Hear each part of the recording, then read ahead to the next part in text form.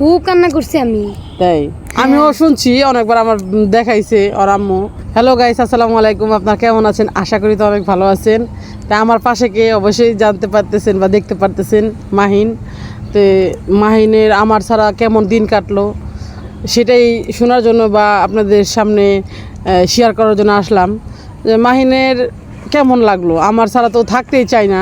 দেখি ওর নিজের মুখ থেকে শুনি, আমারও খুব কষ্ট লাগছে মাহিনকে ছাড়া থাকা, বা মাহিনেদের বাড়িতে অনেক দিন ছিলাম, খুব কষ্ট লাগছে।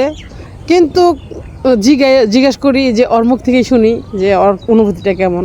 তো মাহিন, তুমি আমাকে ছাড়া কেমনে থাকলা, কি তোমার কি মানে অনুপ্রেরণা, বা তুমি আমাকে ছাড়া কেমন লাগলো, তোমার দিনকাল কেমন কাটলো? আপনারে আমি প্রত্যেকটা মুহূর্তে আমার মনে আইছে। তাই কেন তুমি আমার কথা কেন মনে করবা? আপনি আমার আন্টি, আপনি তো আমার সাথে সব সময় থাকেন। তা আমি তো তোমার আন্টি লাগি, তোমার আম্মু না তো। তাহলে কেন তুমি আমার জন্য তোমার কেন খারাপ লাগবে বলো তো দেখি? তোমার আম্মু তো আছে, বুঝেন, আপনারাই বলেন। ওর আম্মু আছে, সব আছে, কেন আমার জন্য তার মন কাঁদবে? কি কারণে ও আমাকে বেশি ভালোবাসবে কেন?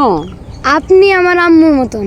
তা আম্মুর মতন তো আম্মু না, তাহলে কেন আমাকে ভালোবাসো? আম্মুই। তা আম্মু, হ্যাঁ। তাহলে তুমি কি আমার কাছে থাকতে চাও? হ্যাঁ। তো তোমার আব্বু আমাকে দিবে? তোমার আব্বু আম্মু দিবে না তো আমাকে?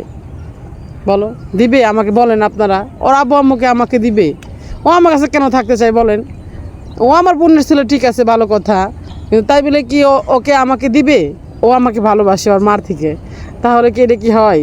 ওর মা ওকে জন্ম দিছে 10 মাস 10 দিন গর্ভে রেখে, আমি তো আর জন্ম দিইনি, তাহলে কেন আমাকে ভালোবাসবে বলো তো? তোমার আম্মু তো তোমাকে জন্ম দিছে। তাও আমার খুব ভালো লাগে আপনার কাছে থাকতে। তাই তো অবশ্যই ভালোই লাগতেই পারে, একজনকে তো একজনের পছন্দ করতেই পারে। তো আসলে তুমি আমার ছাড়া কি ভালো থাকতে পারছো? তে আমার জন্য তোমার কষ্ট লাগে না? কান্না করো না? খুব কান্না করছি আমি। তাই আমিও শুনছি অনেকবার, আমার দেখাইছে ওর আম্মু, ও আমার জন্য কান্না করছে। কিন্তু আসলেই তো একটা জায়গায় আমি থাকতে পারি না, যেরকম ওদের ওখানে আসছিলাম ঘুরতে। এখন কি জানি কয়, ঘুরতে আইসা যদি এতদিন যদি থাকি, আমারও তো একটা মানে যেরকম কাজকাম থাকে। আর বিশেষ করে কি, আমাদের তো সবাই একসাথে থাকি না, আলাদা আলাদা থাকা হয়। ওরা আম্মু দেশে থাকে, আমি ঢাকা থাকি, এইটুকাই পার্থক্য। তো আসলে তুমি কি বলতে চাও? তো আসলা ক্যামেরার মাঝে, কি বলবা বলো কিছু? কোরআন তেলাওয়াত বলবো। কোরআন তেলাওয়াত বলবা? হ্যাঁ।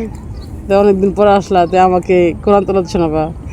আমাকেই শোনাবা নাকি আমাদের সবাইকে শোনাবা বলো? সবাইকে। অবশ্যই। তে সুন্দরভাবে একটা কোরআন তেলাওয়াত বলো। মনটা আসলে অনেক দিন যাবৎ খারাপ ছিল, তো তোমার কোরআন তেলাওয়াতটা শুনে দেখি মনটা কেমন লাগে, দেখি শোনাও। أعوذ بالله من الشيطان الرجيم. بسم الله الرحمن الرحيم. ثم بعثناهم لنعلم أي الحزبين أحصى لما لبثوا أمدا. نحن نقص عليك نبأهم بالحق. إنهم فتية آمنوا بربهم وزدناهم هدى. وربطنا على قلوبهم إذ قاموا فقالوا ربنا إنا كنا فاعلين. صدق الله العظيم. তো সবাইকে তো সালাম দাও না, আগে সবাইকে সালাম দিয়ে শেষ করো। আসসালামু আলাইকুম রহমতুল্লাহি ওয়া বারাকাতুহু। কি কারণে তোমাদের কি শিখায় না যে প্রথমে কোনো কিছু শুরু করার আগে সালাম দিতে হয়? আসলে বাচ্চা তো অবশ্যই ভুলে গেছে। তো আমার তো মনটা ভরে গেল তোমার কোরআন তেলাওয়াত শুনে। তা আমার মতন কার কার মন ভরে গেল অবশ্যই জানাবেন কমেন্টস করে, যে মাহিনকে দেখে কেমন লাগলো, অনুভূতি কেমন লাগলো। আমার তো ভালো লাগলো, আপনাদের কেমন লাগলো অবশ্যই আপনারা কমেন্টস করে জানাবেন। আর বিশেষ করে হুদাই মাহিন আমার জন্য কষ্ট পায়, কান্না করে। কেন? ওর আব্বু আম্মু আছে, আমার সাথে থাকলে হবে? আমি কেমনে করে সম্ভব ওকে আমি রাখতে পারবো? হ্যাঁ, ও আমার অনেক কাছের আত্মীয়, তাই বলে তো আমার সন্তান না। বলেন, আপনারাই কমেন্টস করে জানাবেন মাহিনের নিয়ে কী ডিসিশন নেওয়া যায়। তো সবাই ভালো থাকবেন, সুস্থ থাকবেন, এই কামনাই করি।